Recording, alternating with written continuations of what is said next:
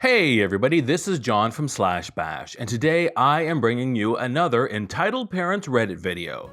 If you are new to the channel, then subscribe and ring that notifications bell so you don't miss out on the fun. In our first story, an entitled pet owner no longer deserves her baby. Let's jump right in.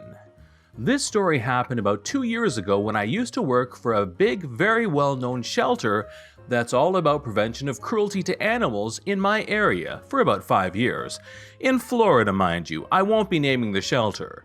I love that job so much, but had to leave once I moved too far away. However, I do always try and make donations often. During and after that job, I always keep a lead, food, toys, cat carrier, etc. in my car at all times, in case I come across a loose animal. Even a snake or other non-normal animals, yes, you'd be surprised how often they can get out too. And I can help contain them while finding the pet parent. It made me realize how many pets actually do get out and not even at the fault of the pet parents. I have also realized just how often people leave their pets in the car for shopping.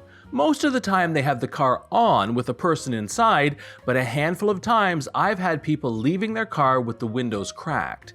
I always inform them about the laws in Florida when leaving pets in the car. You'd be surprised at how many people don't know about this law. This was the most extreme I've yet to experience to this day. On to the story. On this day, it was in the 90s, but the temperature felt more in the hundreds. Welcome to Florida. I was heading into my local supermarket to get a new case of water after getting off my shift when I spot a small puppy in the back seat of an SUV. The puppy looked to be a pit lab mix and about a few months old, very tired and panting heavily. There was no one in the car and the windows were open just a crack. I rushed inside to the customer service desk, informed them about the dog, that I would call the cops if they didn't come out soon, and they spoke over the loudspeaker calling for the owner. The associate gave me a bottle of water to give the pup when we got him out. I then went to my car with keys in hand to get the lead, bowl, and toys. I carry a device that allows me to punch out the window in emergencies. I also called the police to inform them about the dog. In Florida, if it's to save an animal, you have to call the police, then you can do what's necessary to get the dog out of the car safely. I told them if the owner still hasn't come out, then I was going to punch out the window. They gave the approval for it and asked that I stay on the phone for when it happens. A crowd had already started to gather, all concerned about the puppy.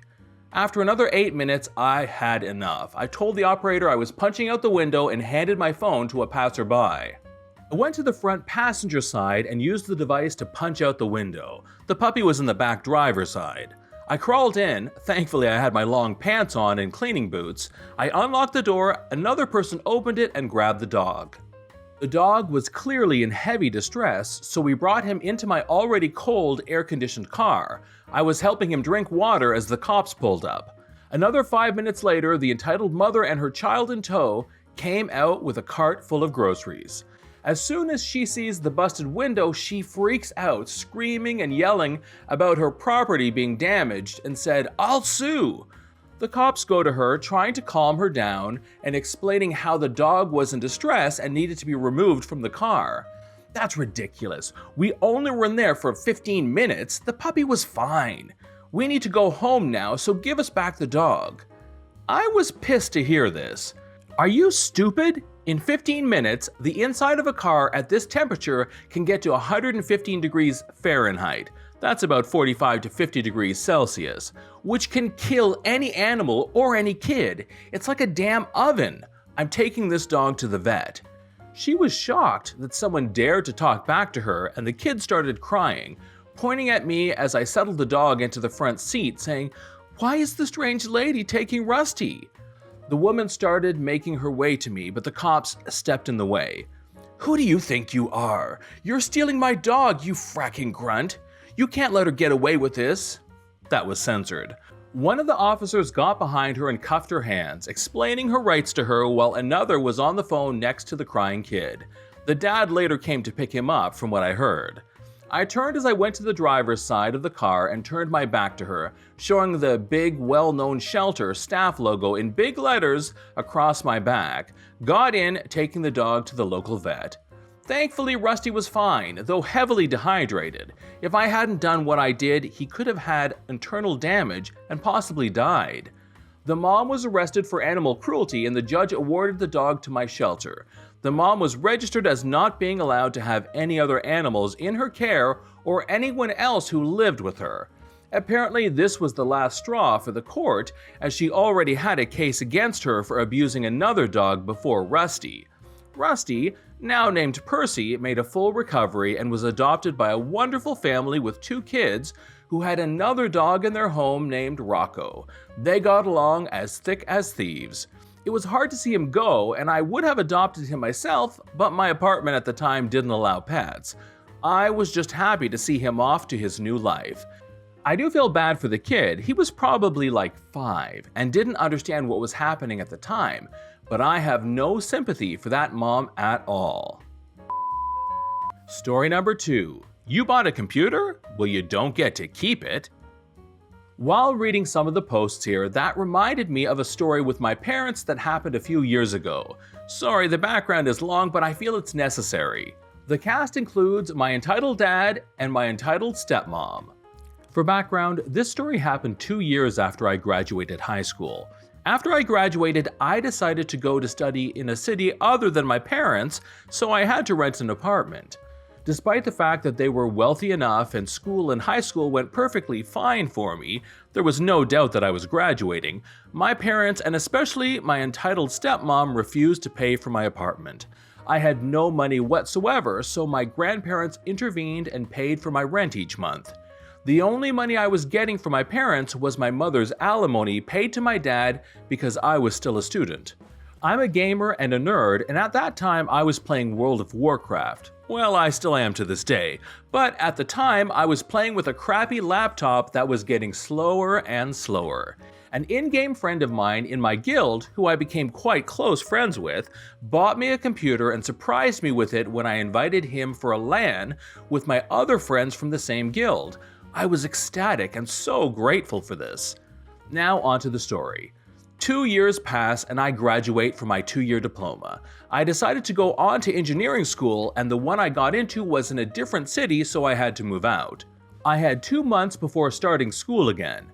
I moved all my belongings into my parents' garage, including the said computer. My dad knew I had it because I already told him about it, though I had never told my entitled stepmother about it. The next day, I went to have a couple weeks holiday at my grandparents' holiday house. While on the train, I received a message from my parents, entitled dad and entitled stepmom, and this conversation happened. What the hell is that computer in the garage? Well, it's my computer. How did you get it? With what money? A friend gifted it to me. I already told you about it, Dad. That's a BS story. At that point, I'm really getting frustrated, so I tell them they can call me when I arrive home. A few hours later, I'm at my grandparents' and they call me. The exact same conversation ensues. They do not believe me that my friend gave the computer to me. My entitled dad has the bright idea for me to ask my friend to give me the computer invoice, it was a pre-built tower, to prove my story. I did contact my friend to ask if it was possible to get the invoice. I was really embarrassed to ask him, but I told him the exact reason I needed it. He said no problem and sent it to me. I sent it on to my dad. I thought they would be convinced, but they weren't. They still scolded me for having that computer. Fast forward a few weeks and I'm back at my parents' to collect my things for my move to engineering school. As I'm packing my things, they refused to let me take my computer. At that point, I'm 21 years old. I'm making my own money because my engineering school was an apprenticeship, so I was a working student. You can't possibly expect me to leave it here. You didn't even pay for it. We don't care. You're not taking your gaming computer for school. There was no point in arguing with them then, so I went away without it.